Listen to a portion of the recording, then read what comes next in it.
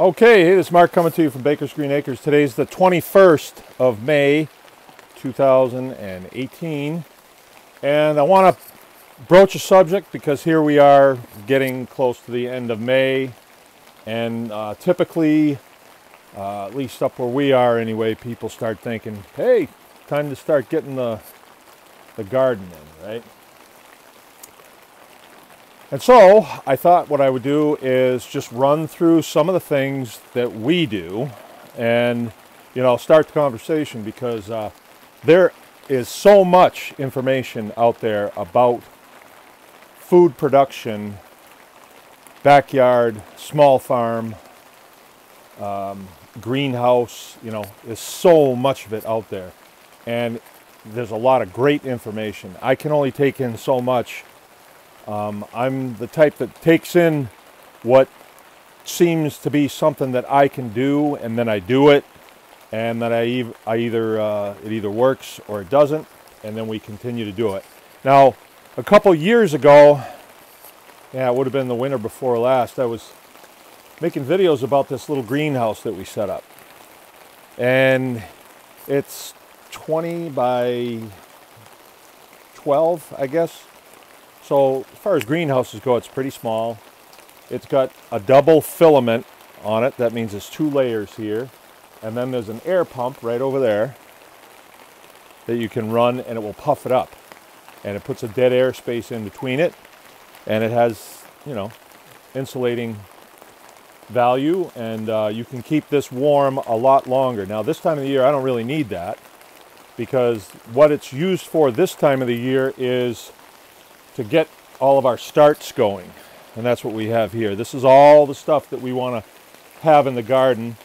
And Jill and the girls have come out here and painstakingly put, like 1 or 2 seeds in each one of those.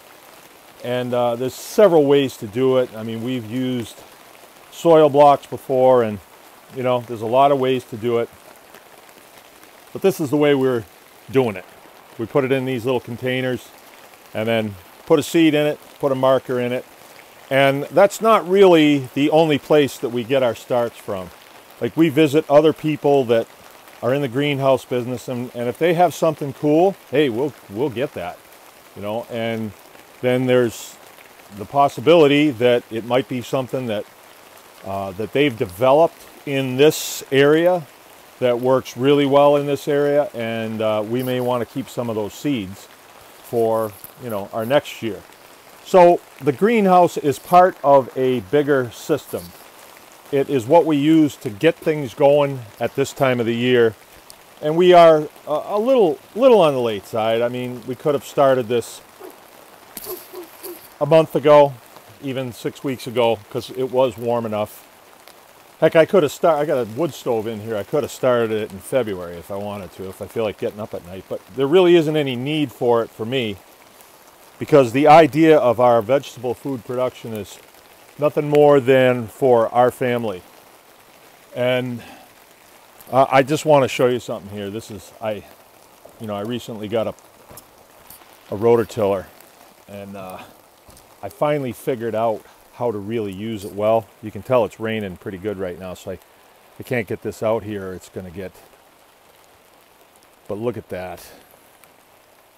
I mean, this is undoubtedly the best soil on this farm. And, the starts will go from in here to out here, and it's pretty quick. It's really pretty quick. And when you have something like this out here, you can put stuff out as you have the time to do it. And that's really kind of nice. And we could start stuff midsummer if we wanted to get in the late summer.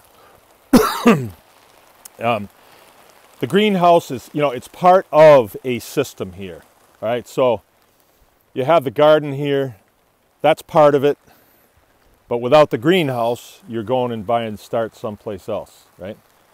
But without the soil, you can buy all the starts you want, but if you don't have the soil, you're not going to get a good crop production. And So there you go. And you know, now I have a tractor with a 3-point rototiller on it, but this is the first year I've had that. I've had to go through this with a cultivator, and then we'd come in here with a broad fork and break it up. And it never looked like this before. I am just thrilled with the way this looked. I'm considering maybe not even taking a shower before I go to bed, just come out here with a sheet and lay down in here. This just looks so, if it wasn't so wet, I think I would. It looks so nice. And I'm getting this rain right now, and the smell out here is, I'm coming home, Elizabeth. I'm coming home. I mean, it is unbelievable, you know. It's just unbelievable. There's something about spring. It wakes you up, you know. It makes you feel like living again. Oh, the heck with it. I'll stand out here in the rain. So here's where I've done, right? And there's where I haven't done. And you see all those volunteers in there from last year. So I want to show you the front of the greenhouse here and how it sits in our situation. You can see I've started painting it, and most everything I paint here is the perfect color Battleship Gray.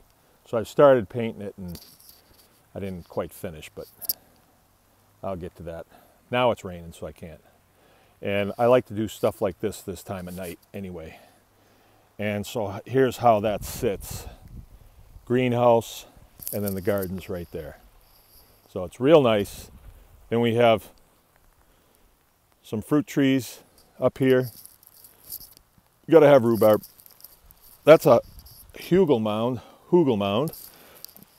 And I made that a long time ago, and it's kind of in the wrong spot, but that's strawberries, and they do really well. It's just got to get weeded. And then those are raspberries right there. Right there. That box gets out of there. And then this is what we worked on today. There was a fence line right here, because this used to be pigs in here. And now it's open. This is just where I handle my compost and other things. So we can drive around in here. It's got separate driveway and all this stuff. So, but this, we just prepared this. This is a bed. And it was a pleasure to do. I mean, there had been a fence here for 15 years. And so the levels were way off. And the grass was so thick, you couldn't get through it with a lawnmower. So I just jumped on it with the rototiller, put her in low gear, and tuned that thing up really zinging, and it just chopped everything up. And then I went through, and I'm going to start the process of spreading it out a little bit and feathering it into both sides. Because eventually the lawn will just continue, but this row right here is going to be some other type of berry bushes, and I got to get the soil tested, but I think I want to put blueberries in here, and I want to get serious about it this time and put some, you know, some real blueberries in here. And you know, and this is not for, you know, you pick or anything like that. This is for my family to have all the blueberries that we want. We'll have all the strawberries we want, all the raspberries, all the blueberries, all the vegetables out of that garden, all the rhubarb you want. And then over here I got trees as well. These are apple trees that were here when we moved here 15 years ago. And then the mushrooms are over there under the,